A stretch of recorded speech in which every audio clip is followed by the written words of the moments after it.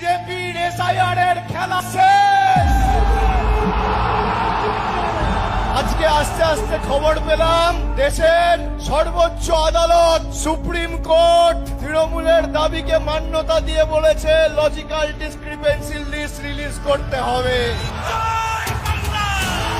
যারা বাংলার মানুষকে খালি হাতে মেরে চুপ করে বসে থাকেনি, আমাদের মৌলিক অধিকার ভোটাধিকার কেড়ে নিতে চেয়েছে, তাদের দু গালে দুটো কষিয়ে থাপ্পড় মেরেছে দেশের সর্বোচ্চ আদালত।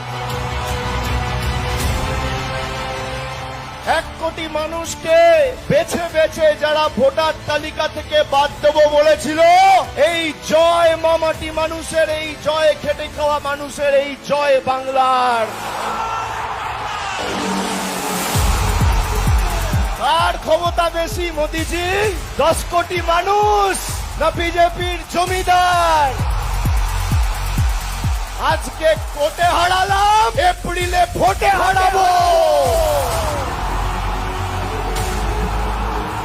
যারা বলে পাল্টানো দরকার, তাই নাকি চাই বিজেপি সরকার। আমি বলি পাল্টানো দরকার, আগো বিজেপির অহংকার।